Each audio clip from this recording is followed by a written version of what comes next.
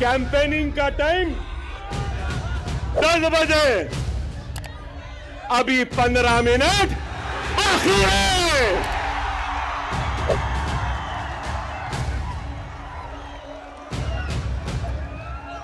अरे भाई 15 मिनट बाकी है, सब्र करिए ना। वो मेरा पीछा छोड़ती है ना मैं उसका पीछा छोड़ सकता। चल रही है। आज इंतखाबात का वक्त है।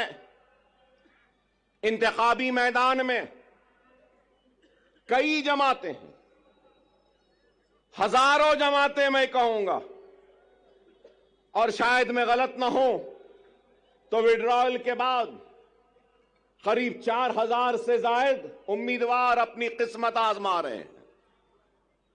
4000 से जायद बेशुमार जमातें। 10 साल पहले बीजेपी थी, शिवसेना थी और राष्ट्रवादी कांग्रेस थी, कहीं पर समाजवादी पार्टी भी थी। लेकिन आज कांग्रेस है, 2 एनसीपी है, पवार एनसीपी, शरद पवार, अजित पवार एनसीपी, 2 शिवसेना है, शिंदे सेना, ठाकरे सेना। अरे आप अंदाजा लगाइए कितनी पार्टियां हो गई हैं। मेरा एक ही सवाल है, हिंदुत्व पे अमल करने वाली जमातें शिवसेना, भारतीय जनता पार्टी, सही है ना? हिंदुत्व।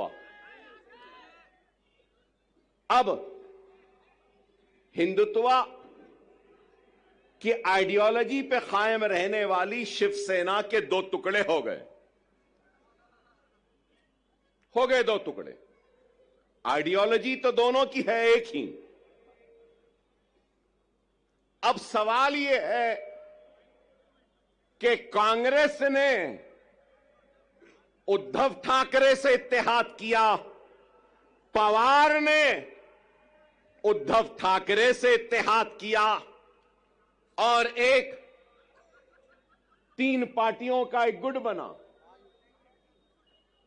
तो मैं ये पूछना चाहता हूं, उद्धव ठाकरे जी, क्या आप हिंदुत्व का सबक राहुल और प्रियंका गांधी को पढ़ाने में कामयाब हो गए या नहीं हुए?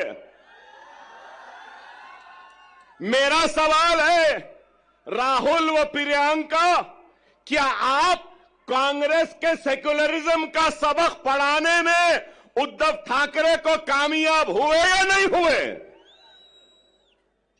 फिर मेरा सवाल है, शरद पवार साहब, क्या आप सेक्युलरिज्म का या आपकी जो भी आइडियोलॉजी है उसका सबक उद्धव ठाकरे और उस सेना को पढ़ाने में कामयाब हुए या उद्धव ठाकरे हिंदुत्व का सबक पढ़ाने में आपको कामयाब हुए? यह मेरा सवाल है। चलो ये इनका हो गया। तो अब दूसरी तरफ अब हम देखते हैं कि अजित पवार, तो मैं पूछना चाहता हूं कि अजित पवार शिंदे के सबक को पढ़ लिए, समझ लिए, या शिंदे ने पवार को नया सबक पढ़ाया, नया सिखाया, या फिर बीजेपी ने अजित पवार और शिंदे को सबक पढ़ा दिया, या फिर अजित पवार ने अपने करप्शन का सबक मोदी को और योगी को पढ़ा दिया, वो समझ गए। बताओ क्या है, कहां है आइडियोलॉजी, कहां है बुनियादी उसूल?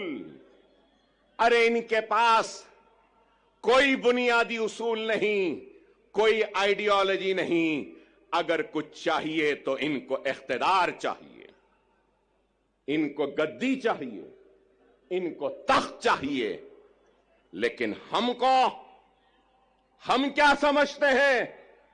जो लोग ये समझ रहे हैं कि मजलिस इत्तेहादुल मुस्लिमीन वो इम्तियाज जलील औरंगाबाद से नाकाम हो गए और वो कामयाब हो गए, तो उन अहमकों को, उन नादानों को, उन नासमझों को ये कहना चाहता हूं, मजलिस इत्तेहादुल मुस्लिमीन वो है जो दिलों को फतेह करती है। हकीकी फाते वो नहीं जो जीते और जमीन को फतेह कर ले। हकीकी फाते वो होता है जो दिलों को जीतता है और दिलों को फतेह करता है।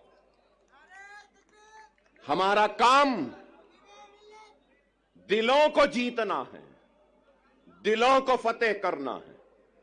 हमारा काम इख्तिदार के कुर्सियों पर बैठकर मजे लूटना नहीं है। हम सच्चे दिल से, सदके दिल से अवाम की तर्जुमानी करते हैं, उनके मसाइल को उठाते हैं, चाहे ऐवान पार्लियामेंट हो या ऐवान असेंबली हो। मजलिस इत्तेहादुल मुस्लिमीन मसाइल को उठा रही है। मजलिस इत्तेहादुल मुस्लिमीन बेशक मुसलमानों की आवाज बनती है, मुसलमानों के मसाइल को उठाती है, लेकिन उसके साथ हर मजलूम की आवाज भी बनती है। कम्युनल है, हमको बताते हैं कि हम भड़काऊ भाषण देते हैं, भड़काऊ नहीं देते, हम हक बयान करते हैं। वो अलग बात है कि हमारी हक बयानी का जवाब इनके पास नहीं होता तो उसको भड़काऊ बना देते हैं।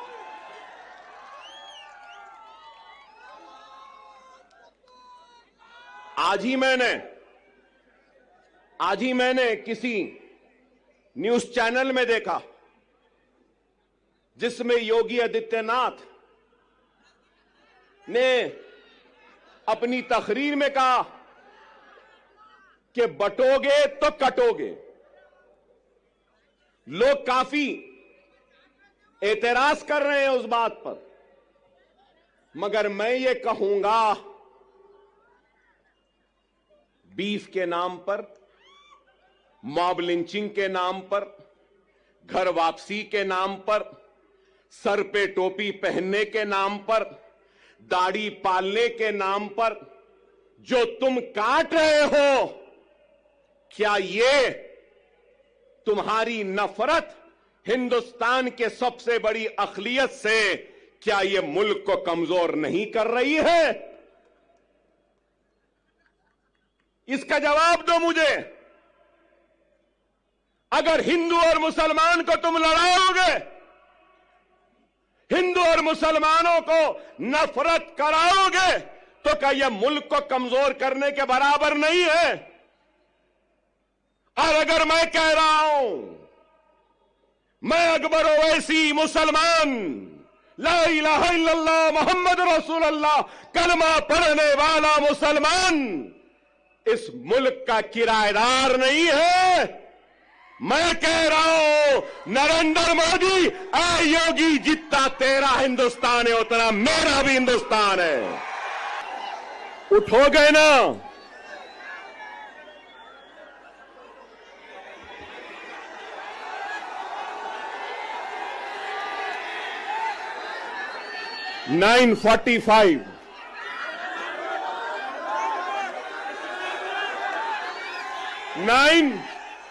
(9:45) कैंपेनिंग का टाइम 10 बजे, अभी 15 मिनट बाकी है।